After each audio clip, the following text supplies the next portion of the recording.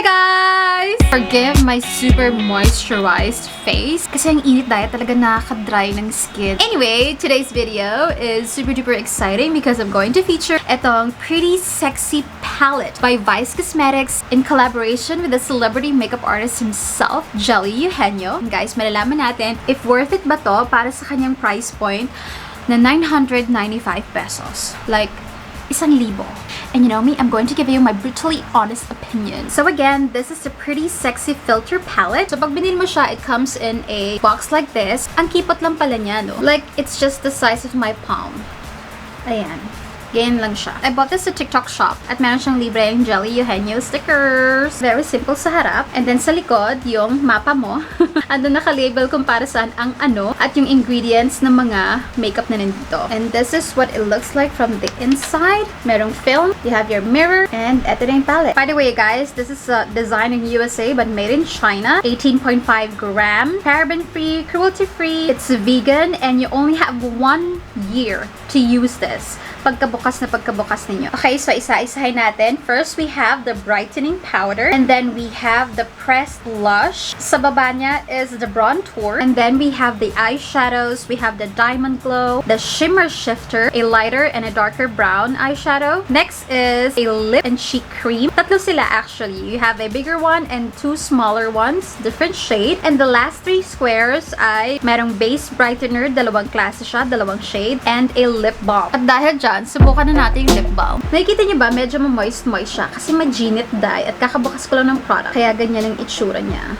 Okay, let's go. I-try na natin yung lip balm. Oh, clear lip balm lang pala siya. Wala siyang amoy, wala siyang lasa. And honestly, ang ayoko dito, it's pretty difficult to use. Kailanganin mo siya ng brush and it's going to be messy. Alam mo yun. So, yung base brightener daw, itong dalawang to is a multi-use on-the-go cream. Well, I can use my fingers, pero it's going to be really messy. So, gamit tayo ng brush. So, when you say multi-use on-the-go cream, I can use this as a foundation, as a concealer, and whatnot. Pero sige, gamitin natin as a concealer. Oh, in fairness, para mabilis, gamitin mo yung brush to make hukay the product. And then, you use your fingers to blend it. Kakover ko lang yung mga mapula-pula sa akin. Try natin i-cover yung aking blemish. Not so much. Okay. At dahil multi-use cream siya, yun na rin gagamitin ko as my eyeshadow base. Okay, so I'm going to do my eyeshadow na using the provided eyeshadow. At sa nakikita ko, we're gonna go with the classic brown smoky eyes with a little bit of shiny shimmering splendid. Next shade, of course, automatic na yan. This one with a smaller brush. And I'm going to apply it at the outer corners. What do you expect? Oh, wow! In fairness, you guys, yung combination ng cream base and this eyeshadow, it's really nice. Flawless lang ng pagkaka-apply ko, pagkaka-blend ko ng eyeshadow. I think I like the cream base, surprisingly. I'll try to maximize all of the shades ng eyeshadow. Yung shimmer shifter, the bronzy shiny shimmering splendid, I'm going to put it in the middle of my eyelids. And when it comes to shiny shimmering splendid, I love applying it using my fingers. Kaya lang, nakikita nyo rin ba yung fallout ng shiny shimmering splendid? It's very generous. Like one swipe lang, ang dami mo nang makukuhang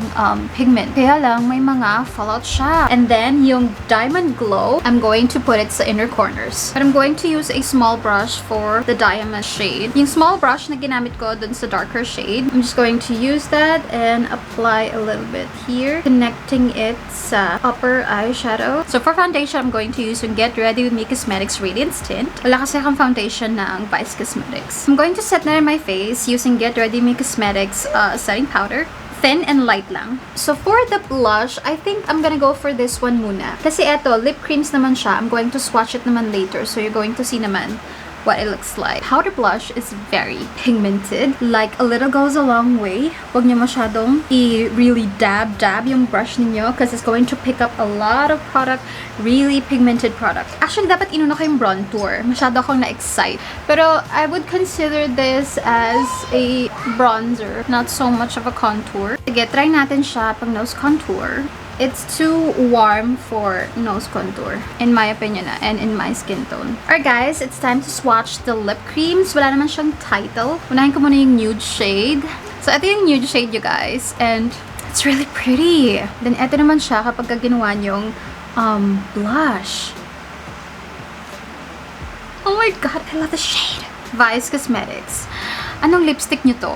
Okay. Anong lipstick nyo to sa bullet lipstick ninyo? Ganda ng nude, dai.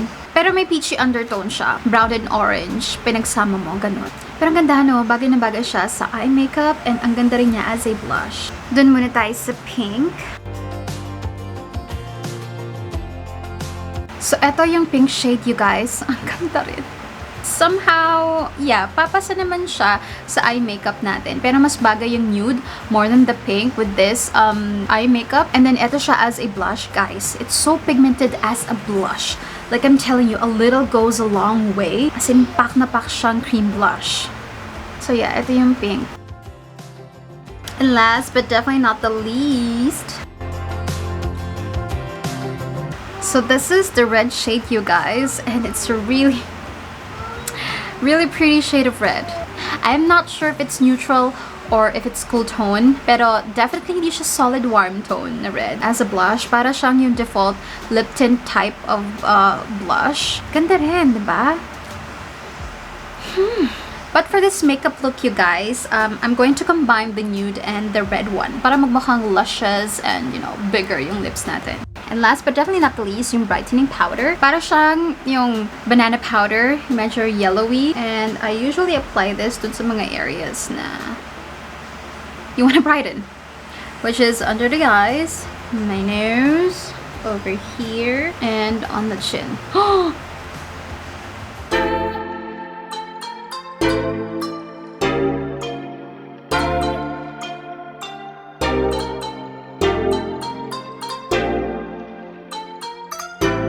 Guys, so this is the finished makeup look. Now, time for the verdict. Okay, so sabihin ko muna yung mga pros. So yung mga makeup, yung mga pants, individually, they work really well. I was super surprised with this cream base. Ang ganda na naging lapat ng eyeshadow when I used it as an eyeshadow base. And maganda rin yung coverage niya sa under eyes. And hindi siya like bonggang-bonggang nagka-crease compared dun sa mga other concealers. But then of course, if you're planning to do a full face makeup, this tiny square is not enough. Like, mabilis mo itong mauubos. Lalo na kung ganun kaganda yung performance niya. I really enjoyed it as an eyeshadow base and under eye concealer. Sa eyeshadow naman, nagustuhan ko rin yung performance ng eyeshadow, yung pigment, yung blendability. I don't know kung dahil yun dun sa cream base na nilagay ko, pero I love it so much. Yung mga matte shades. But I don't like yung mga shiny shimmering shades because, I mean, maganda yung pigment. It's really generous with the pigment, pero may fallout kasi siya. Yan ang ayoko sa kanya. Yun yung con ng shiny shimmering eyeshadow. As in, pag ginanon mo, mararamdaman mo talagang nagfo-fall siya ng ganoon. So, sayang. Ang ganda pa naman ng bato niya, oh. Ang ganda ng bato ng shimmer. Really generous. Konti lang yan. Isang swipe ko lang yan. Sa blush at sa contour, dahil siguro maganda yung base ko, ang ganda nung naging lapat ng blush. Really easy and smooth to blend. I really liked it. Now, for the lip products, ang gaganda din yung tatlong shades. As in, oo. At ang ganda rin nila as a blush. I really enjoyed applying it. Ang ganda nung color selection. You have a red, you have a nude, and you have a pink. Now, itong brightening powder, wala akong masyadong masasabi dito because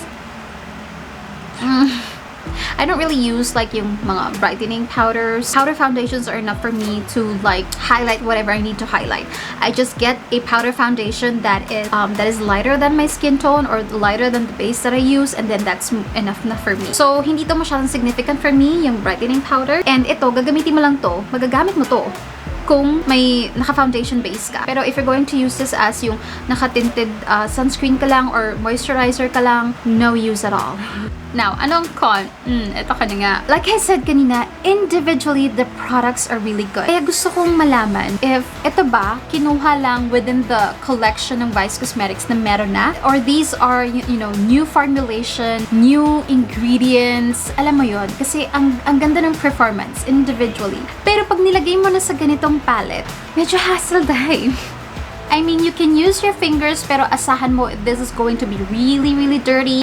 Lalo na yung fingers ko, hindi siya sexy, slim, you know, ladylike, feminine fingers. You know, magkakalat at kakalat talaga siya. You always have to have a set of brushes para alam mo yun, maayos mo siyang magamit. Kasi ang liliit nung pan. I mean, kung eyeshadow, matatanggap mo kasi, you know, maliit lang naman yung brush ng eyeshadow.